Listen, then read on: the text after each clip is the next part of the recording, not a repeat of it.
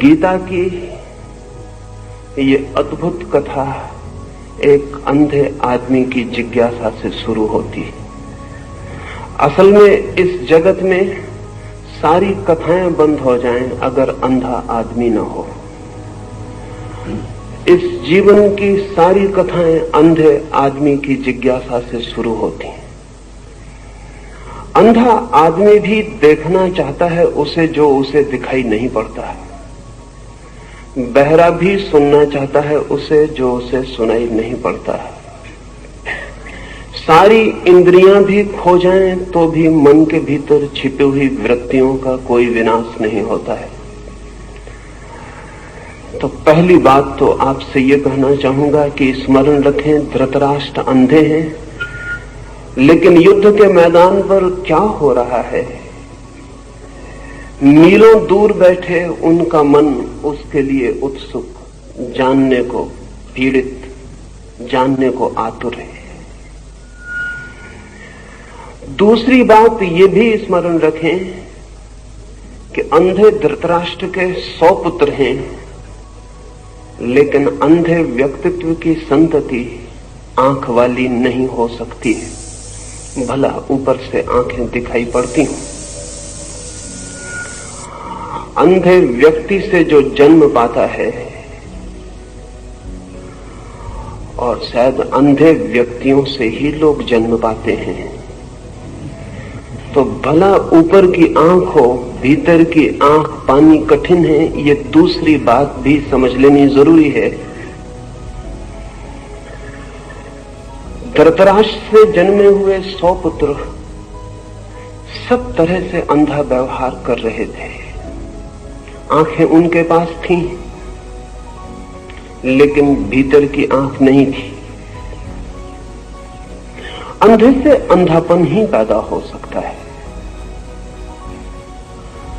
फिर भी ये पिता क्या हुआ ये जानने को उत्सुक है।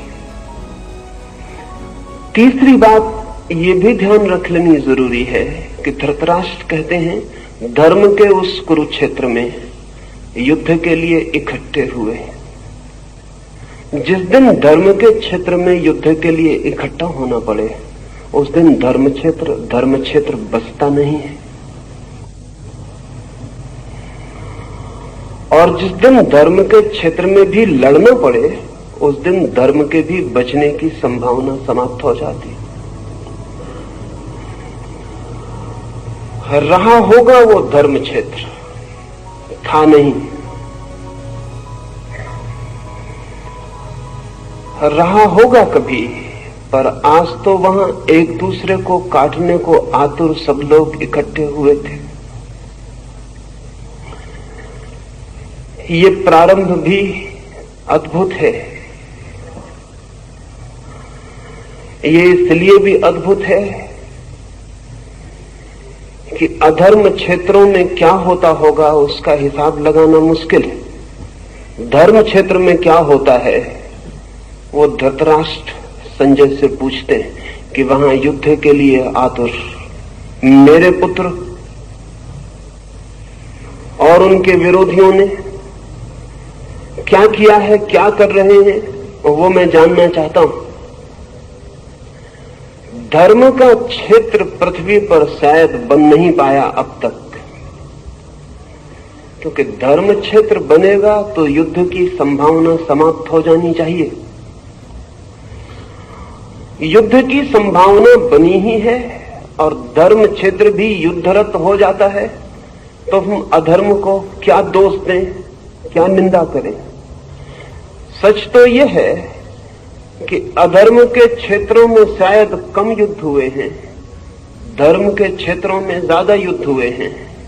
और अगर युद्ध और रक्तपात के हिसाब से हम विचार करने चलें तो धर्म क्षेत्र ज्यादा अधर्म क्षेत्र मालूम पड़ेंगे बजाय अधर्म क्षेत्रों के। ये व्यंग्य भी समझ लेने जैसा है कि धर्म क्षेत्र पर अब तक युद्ध होता रहा है और आज ही होने लगा है, ऐसा भी ना समझ लेना कि आज ही मंदिर और मस्जिद युद्ध के अड्डे बन गए हों।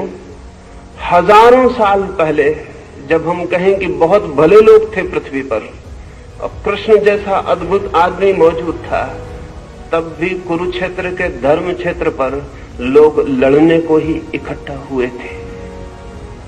ये मनुष्य की गहरे में जो युद्ध की पिपासा है, ये मनुष्य की गहरे में विनाश की जो आकांक्षा है, ये मनुष्य के गहरे में जो पशु छिपा है, वो धर्म क्षेत्र में भी छूट नहीं जाता, वो वहां भी युद्ध के लिए तैयारियां कर लेता है।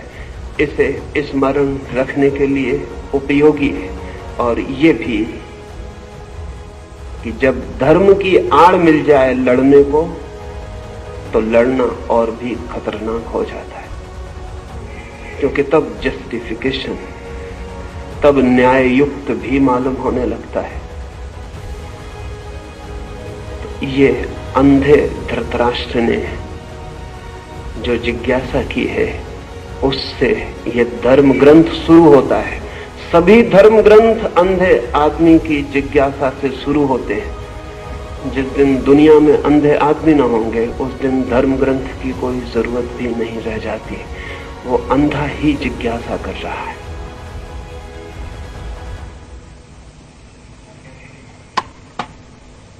राष्ट्र को युद्ध का रिपोर्टाज निवेदित करने वाले अंध धृतराष्ट्र को युद्ध का रिपोर्टाज निवेदित करने वाले संजय की गीता में क्या भूमिका है? संजय क्या क्लेयरवॉयंस, दूरदृष्टि, या क्लेयर ऑडियंस, दूर श्रवण की शक्ति रखता था? संजय की चित्त शक्ति की गंगोत्री कहां पर है? वो स्वयंभू भी हो सकती है। संजय पर निरंतर संदेह उठता रहा है, स्वाभाविक है। संजय बहुत दूर बैठकर कुरुक्षेत्र में क्या हो रहा है, उसकी खबर धृतराष्ट्र को देता है। योग निरंतर से मानता रहा है कि जो आंखें हमें दिखाई पड़ती हैं वे ही आंखें नहीं, और भी आंख है मनुष्य के पास जो समय और क्षेत्र की सीमाओं को लांघ कर देख सकती है। लेकिन योग क्या कहता है, इससे जो कहता है वो सही भी होगा ऐसा नहीं। संदेह होता है मन को, इतने दूर संजय कैसे देख पाता है? क्या वो सर्वज्ञ है? नहीं। पहली तो बात यह कि दूरदृष्टि,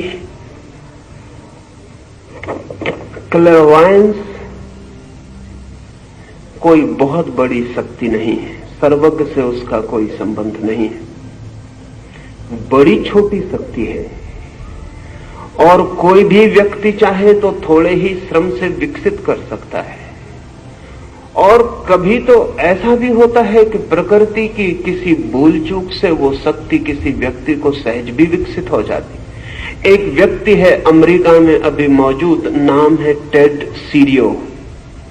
उसके संबंध में दो बातें कहना पसंद करूंगा तो संजय को समझना आसान हो जाएगा, क्योंकि संजय बहुत दूर है समय में हमसे, और न मालूम किस दुर्भाग्य के क्षण में हमने अपने समस्त पुराने ग्रंथों को कपोल कल्पना समझना शुरू कर दिया है।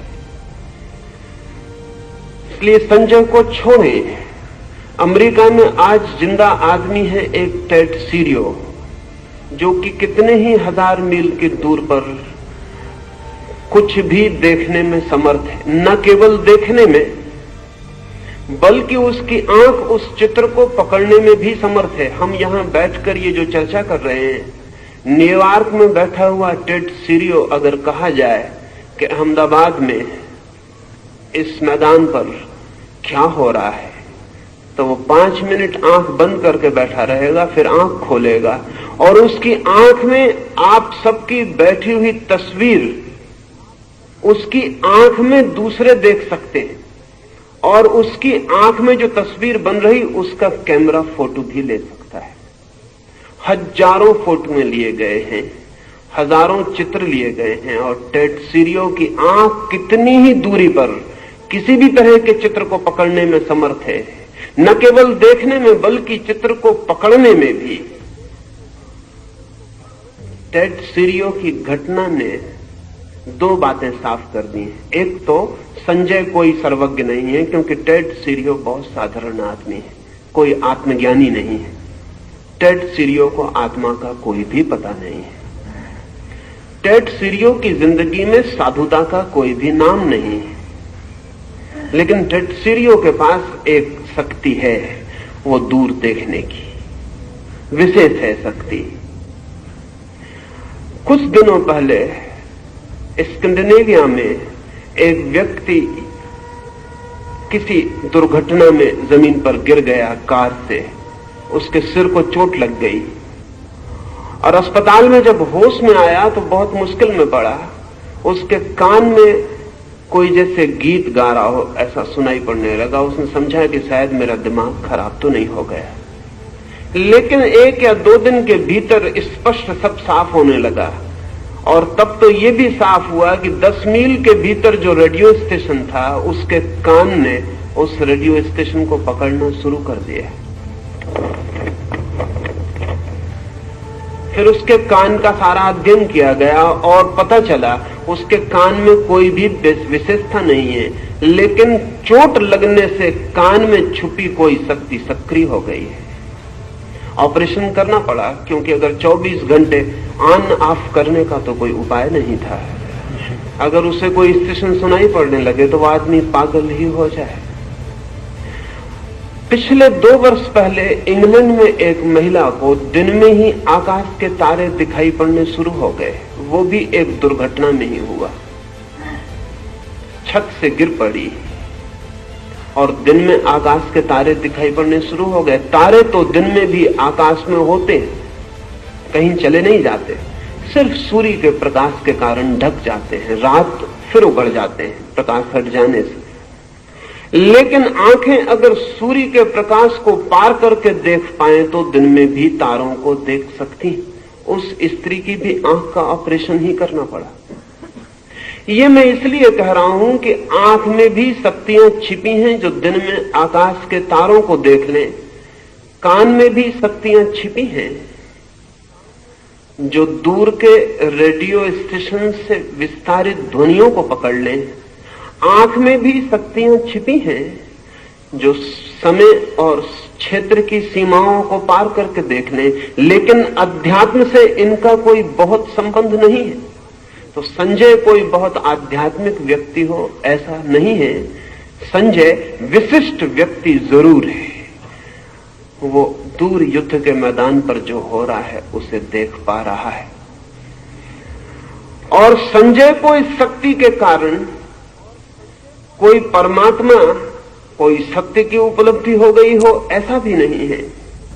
संभावना तो यही है कि संजय इस शक्ति का उपयोग करके ही समाप्त हो गया हो।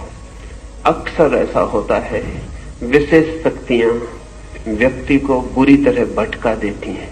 इसलिए योग निरंतर कहता है कि चाहे शरीर की सामान्य शक्तियां हों और चाहे मन की साइकिक पावर्स की विशेष शक्तियां हों, शक्तियों में जो उलझता है वो सत्य तक नहीं पहुंच पाता है।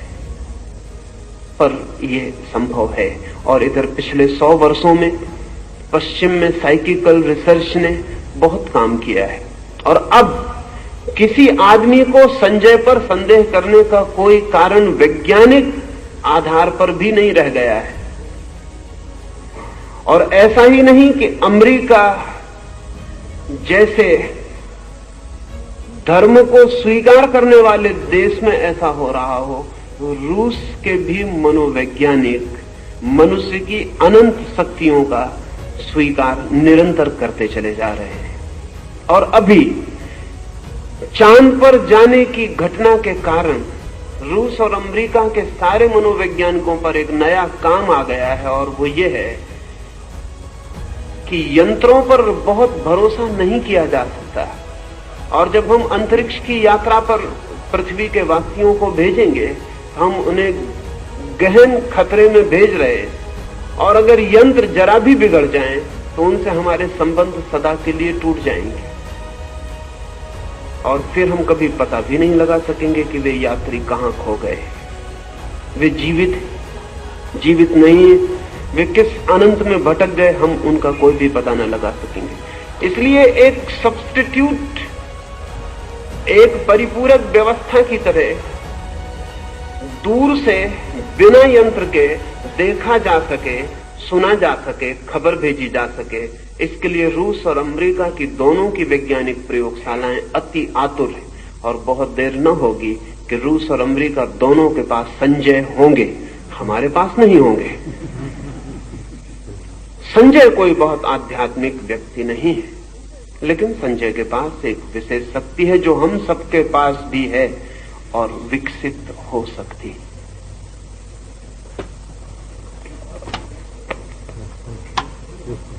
संजय उवाच दृष्ट्वा तु पाण्डवानीकम् व्यूढम् दुर्योधन तदा आचार्यम् उपसंगम्य राजा वचनमब्रवीत। संजय ने कहा, युद्ध की तैयारी के समय व्यूहाकार पांडवों की सेना को देखकर दुर्योधन ने द्रोणाचार्य के पास जाकर ये वचन कहे,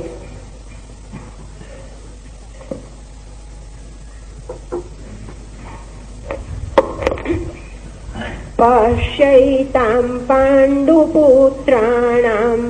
आचार्य महती चमुं व्यूढां द्रुपदपुत्रेण तव शिष्येण धीमता अत्र शूरा महेश्वासा भीमार्जुन समायुधि युयुधानो विराटश्च द्रुपदश्च महारथः।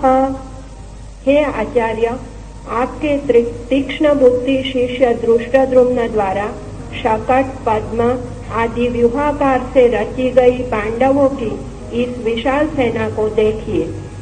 पांडवों की सेना में सभी योद्धा शूरवीर, महाधनुर्धारी एवं पराक्रम में भीम और अर्जुन के तुल्य है। उनमें सात्यकी, विराट, महारथी द्रुपद है।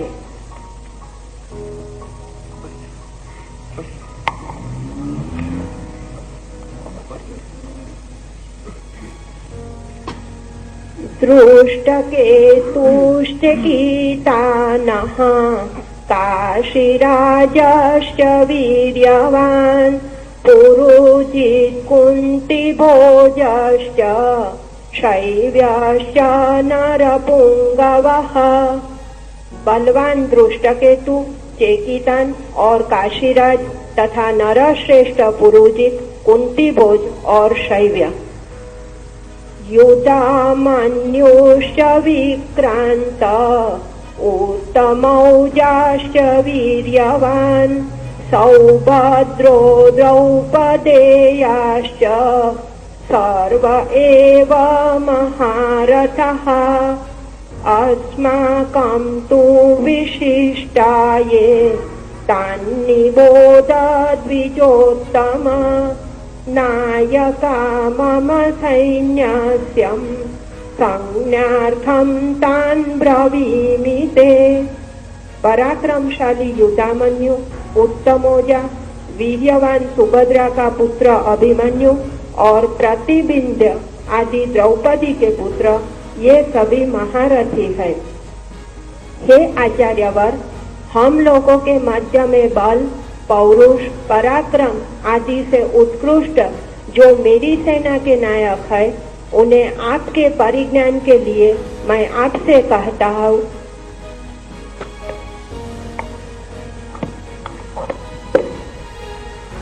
मनुष्य का मन जब हीनता की ग्रंथि से, इंफीरियरिटी कॉम्प्लेक्स से पीड़ित होता है, जब मनुष्य का मन अपने को भीतर हीन समझता है, तब सदा ही अपनी श्रेष्ठता की चर्चा से शुरू करता है। लेकिन जब हीन व्यक्ति नहीं होते, तब सदा ही दूसरे की श्रेष्ठता से चर्चा शुरू होती है। हे दुर्योधन, कह रहा है भीष्म से कि पांडवों की सेना में कौन कौन महारथी, कौन कौन महायोद्धा इकट्ठे हैं। इससे वो शुरू कर रहा है।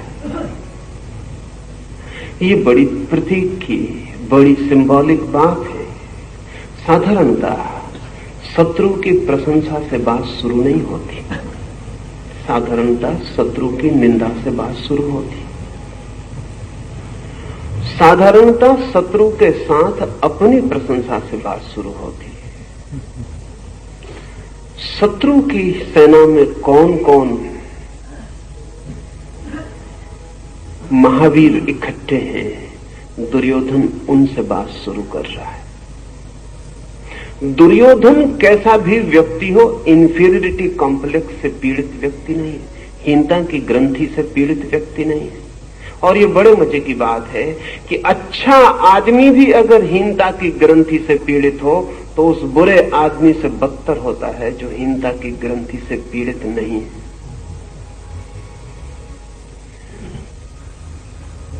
दूसरे की प्रशंसा से केवल वही शुरू कर सकता है जो अपने प्रति बिल्कुल आश्वस्त है।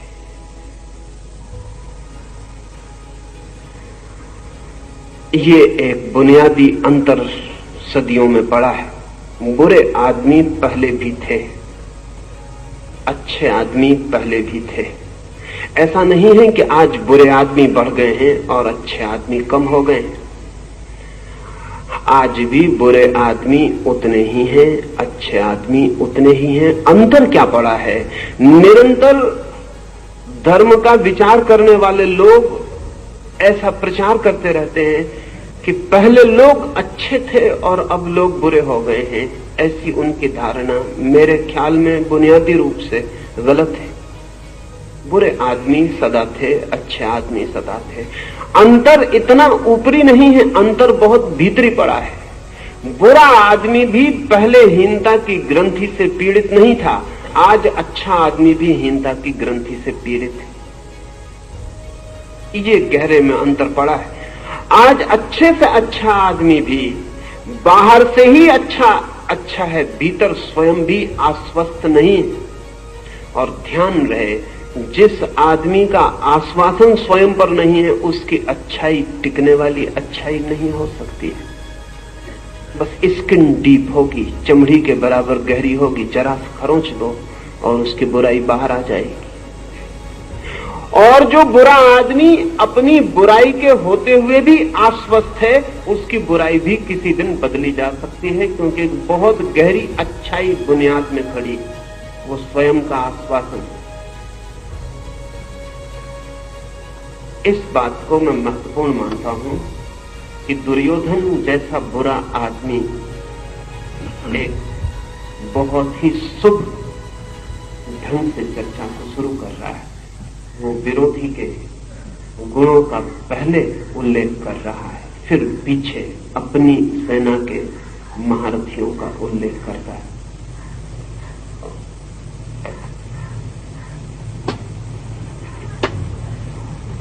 भगवान् भीष्मश्च कर्णश्च कृपाश्च समितिञ्जयः अश्वत्थामा विकर्णश्च सौमदत्ति तथैव च अन्ये च बहवः शूरा मदार्थे च सजीवितः नानाशास्त्र प्रहरणः सर्वे युद्ध विशारदः। आप भीष्म पितामह कर्ण, युद्ध में दुर्जय कृपाचार्य, अश्वत्थामा, विकर्ण और सोमदत्त का पुत्र भूरिश्रवा, वांगिल, भगवत, कृतवर्मा आदि और भी अनेक शूरवीरों ने प्राण देकर भी मेरी जीत कराने का निश्चय कर रखा है। ये सभी लोग भांति भांति के शस्त्रास्त्रों से युद्ध करने वाले और सब प्रकार के युद्धों में कुशल है। अपर्याप्तं तदास्माकं बलं भीष्माभिरक्षितं पर्याप्तं त्विदमेतेषां पदं भीमादिरक्षितम् अयनेषु च सर्वेषु यथा भागमवस्थितः भीष्मदेवाभिरक्षन्तु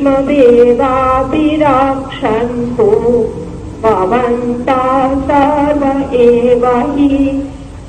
यद्यपि हमारी सेना युद्ध के लिए पर्याप्त नहीं है, फिर भी उसके रक्षक भीष्म पितामह है, अतएव वह विजय के लिए पर्याप्त ही है।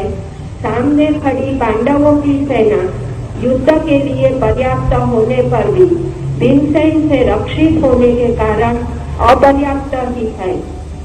हमारी विजय भीष्म पितामह के अधीन है, इसलिए आप सब लोग मोर्चों पर अपने अपने स्थानों पर स्थिर होकर भीष्म की ही रक्षा करें। आचार्य श्री श्रीमद् भगवद गीता में सारा भार अर्जुन पर है, और यहाँ गीता में दुर्योधन जो कहता है, तो दुर्योधन के ख्याल में पांडवों की सेना भीमा अभिरक्षितम और कौरव को विष्णु, तो विष्णु के सामने भीम रखने का ख्याल क्या यही नहीं हो सकता कि दुर्योधन अपने प्रतिस्पर्धी के रूप में भीम को ही देखता है? यह बिंदु विचारणीय है। सारा युद्ध अर्जुन की दूरी पर, लेकिन ये पीछे से सोची गई बात है। युद्ध के बाद युद्ध की निष्पत्ति पर, जो युद्ध के पूरे फल को जानते हैं वे कहेंगे कि सारा युद्ध अर्जुन की दूरी पर घूमा, लेकिन जो युद्ध के प्रारंभ में खड़े थे वे ऐसा नहीं सोच सकते।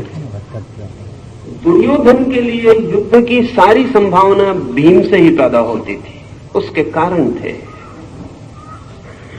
अर्जुन जैसे भले व्यक्ति पर युद्ध का भरोसा दुर्योधन भी नहीं कर सकता था। अर्जुन डमाडोल हो सकता है, इसकी संभावना दुर्योधन के मन में थी। अर्जुन युद्ध से भाग सकता है, इसकी कोई गहरी अचेतन प्रतीति दुर्योधन के मन में थी। अगर युद्ध टिकेगा तो भीम पर टिकेगा। युद्ध के लिए भीम जैसे कम बुद्धि के लेकिन ज्यादा शक्तिशाली लोगों पर भरोसा किया जा सकता है। अर्जुन बुद्धिमान है, और जहां बुद्धि है वहां संशय है, और जहां संशय है वहां द्वंद्व है। अर्जुन विचारशील है, और जहां विचारशीलता है वहां पूरे पर्सपेक्टिव, पूरे परिप्रेक्ष्य को सोचने की क्षमता है। वहां युद्ध जैसी भयंकर स्थिति में आंख बंद करके उतरना कठिन। दुर्योधन भरोसा कर सकता है युद्ध के लिए भीम का। भीम और दुर्योधन के बीच सामंजस्य है। भीम और दुर्योधन एक ही प्रकृति के बहुत गहरे हैं, एक ही सोच के, एक ही ढंग के व्यक्ति हैं। अगर दुर्योधन ने ऐसा देखा कि भीम केंद्र है दूसरी तरफ, तो गलत नहीं देखा, ठीक ही देखा। और गीता भी पीछे सिद्ध करती है कि अर्जुन भागा भागा हो गया है। अर्जुन पलायनवादी दिखाई पड़ा है, वह एस्केपिस्ट मालूम पड़ा है। अर्जुन जैसे व्यक्ति की संभावना यही है। अर्जुन के लिए युद्ध भारी पड़ा है। युद्ध में जाना अर्जुन को अपने को रूपांतरित करके ही हो सकता है। अर्जुन एक नए तल पर पहुंचकर ही युद्ध के लिए राजी हो सकता है। भीम जैसा था उसी तल पर युद्ध के लिए तैयार था। भीम के लिए युद्ध सहजता है, जैसे दुर्योधन के लिए सहजता है। इसलिए दुर्योधन भीम को केंद्र में देखता है तो आकस्मिक नहीं है, लेकिन ये युद्ध के प्रारंभ की बात है। युद्ध की निष्पत्ति क्या होगी, अंत क्या होगा, ये दुर्योधन को पता नहीं, हमें पता है। और ध्यान रहे, अक्सर ही जीवन जैसा प्रारंभ होता है वैसा अंत नहीं होता। अक्सर ही अंत सदा ही अनिर्णित, अंत सदा ही अदृश्य। अक्सर ही जो हम सोच कर चलते हैं वो नहीं होता। अक्सर अक्सर ही जो हम मानकर चलते हैं वो नहीं होता। जीवन एक अज्ञात यात्रा है। इसलिए जीवन के प्रारंभिक क्षणों में, किसी भी घटना के प्रारंभिक क्षणों में जो सोचा जाता है वो अंतिम निष्पत्ति नहीं बनती। और हम भाग्य के निर्माण की चेष्टा में रत हो सकते हैं, लेकिन भाग्य के निर्णायक नहीं हो पाते। निष्पत्ति कुछ और होती है। ख्याल तो दुर्योधन का यही था कि भीम केंद्र पर रहेगा, और अगर भीम केंद्र पर रहता तो शायद दुर्योधन जो कहता है कि हम विजयी हो सकेंगे, हो सकता था। लेकिन दुर्योधन की दृष्टि सही सिद्ध नहीं हुई और आकस्मिक तत्व बीच में उतर आया। वो भी सोच लेने जैसा है। कृष्ण का ख्याल ही न था कि अर्जुन अगर भागने लगे तो कृष्ण उन्हें युद्ध में रत करवा सकते हैं। हम सबको भी ख्याल नहीं होता। जब हम जिंदगी में चलते हैं तो एक अज्ञात परमात्मा की तरफ से भी बीच में कुछ होगा, इसका हमें कभी ख्याल नहीं होता। हम जो भी हिसाब लगाते हैं वो दृश्य का होता है। अदृश्य भी बीच में इंटरपेनिट्रेट कर जाएगा, अदृश्य भी बीच में उतर आएगा, इसका हमें भी कोई ख्याल नहीं होता। कृष्ण के रूप में अदृश्य बीच में उतर आया है और सारी कथा बदल गई। जो होता वो नहीं होगा और जो नहीं होने की संभावना। इसलिए जब कृष्ण भागते हुए अर्जुन को युद्ध में धक्का देने लगे तो जो भी इस कथा को पहली बार पढ़ता है वो शाख खाए बिना नहीं रह सकता, उसको धक्का लगता है। जब इमर्शन ने पहली बार पढ़ा तो उसने किताब बंद कर दी, वो घबरा गया। क्योंकि जब अर्जुन जो कह रहा था वो सभी तथाकथित धार्मिक लोगों को ठीक मालूम पड़ेगा। वो ठीक तथाकथित धार्मिक आदमी का तर्क दे रहा था। जब हेनरी थारो ने इस जगह आके देखा कि कृष्ण उसे युद्ध में जाने की सलाह देते हैं तो वो भी घबरा गया। हेनरी थारो ने भी लिखा है कि मुझे ऐसा भरोसा नहीं था, ख्याल भी नहीं था कि कहानी ऐसा मोड़ लेगी कि कृष्ण और युद्ध में जाने की सलाह देंगे। गांधी को भी वही तकलीफ थी, उनकी पीड़ा भी वही थी। लेकिन जिंदगी किन्हीं सिद्धांतों के हिसाब से नहीं चलती। जिंदगी बहुत अनूठी।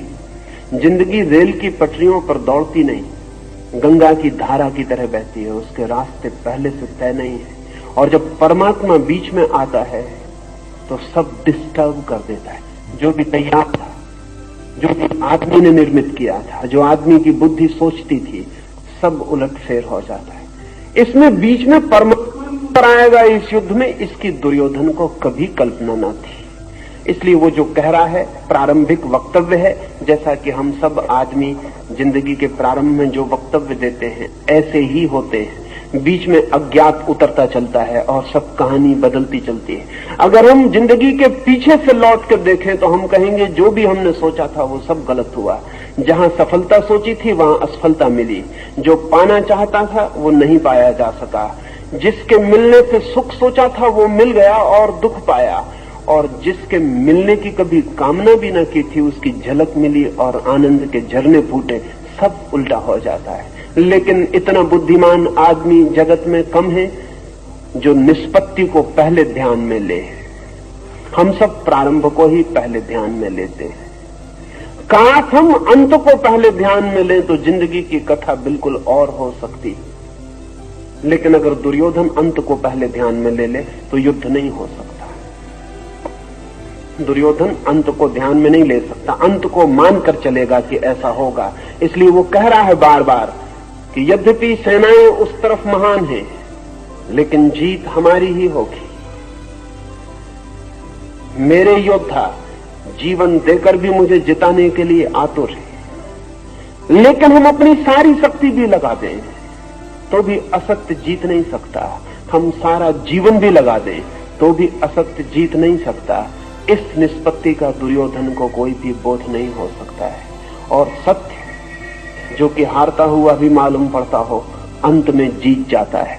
असत्य प्रारंभ में जीतता हुआ मालूम पड़ता है, अंत में हार जाता है। सत्य प्रारंभ में हारता हुआ मालूम पड़ता है, अंत में जीत जाता है। लेकिन प्रारंभ से अंत को देख पाना कहाँ संभव है। जो देख पाता है वो धार्मिक हो जाता है, जो नहीं देख पाता वो दुर्योधन की तरह अंधे युद्ध में उतरता चला जाता है। आचार्य श्री, एक तो अज्ञात का विल होता है, एक व्यक्ति का अपना विल होता है, दोनों में कॉन्फ्लिक्ट होते हैं। तो व्यक्ति कैसे जान पाए कि अज्ञात का क्या विल है?